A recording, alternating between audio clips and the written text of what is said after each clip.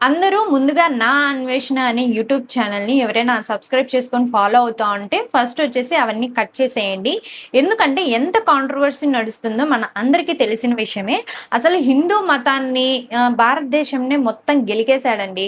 ఏంటంటే అమ్మాయిల గురించి ఎలా పడితే అలాగా మాట్లాడడము, మీ స్వేచ్ఛ, మీ సేఫ్టీ ఇంపార్టెంట్. మీరు గుడ్డలు విప్పుకొని తిరగండి అని చెప్పేసి మాట్లాడుతున్నారు. చాలా మంది గింజుకొని సస్తా ఉన్నారు గదా! ఆడవాళ్ళందరూ కూడా మా సేఫ్టీ, మా ఇష్టము, మా డ్రెస్సింగ్ మీరెవరు చెప్పడానికి అని చెప్పేసి చాలా మంది అయితే అంటున్నారు. ఏంటమ్మా ఎక్కడ చెప్పారు మీకు డ్రెస్సులు విప్పుకొని తిరగమని చెప్పేసి ఏ రాజ్యాంగంలో ఎవరు చెప్పలేదు.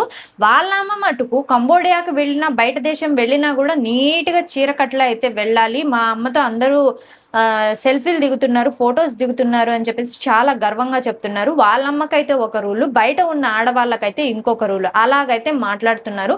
సో, ఫస్ట్ వాడి ఇన్‌కమ్ రాకుండా వాడు అన్‌ఫాలో చేసేసి అన్‌సబ్‌స్క్రైబ్ చేసుకున్నారనుకోండి, వాడికి వ్యూస్ రావు. అలాగే రెవెన్యూ అనేది జనరేట్ కాదు. అప్పుడు వాడి ఇన్‌కమ్ అయితే మనం కట్ చేసేస్తాం కాబట్టి, వాడికి ఎటువంటి సోర్స్ ఉండదు. వాడు ఇంకా చేయాలని చెప్పేసి ఇంకా ఏమి ఉండదండి అసలు. అంత నీచంగా అయితే మాట్లాడతాడు. ఏం మాట మాట్లాడినా కూడా ఫస్ట్ పదాలే మాట్లాడతాడు. బూతులైతే అరాచకంగా మాట్లాడతాడండి. దీని గురించి ఒక ఫుల్ వీడియో మన టీసీఏ వ్లాగ్స్‌లో అయితే అప్‌లోడ్ చేస్తాను. అక్కడికి వెళ్లి చూసేయండి. మీరేమంటారో దీని మీద కామెంట్ సెక్షన్‌లో తెలియచేయండి. Thanks for watching.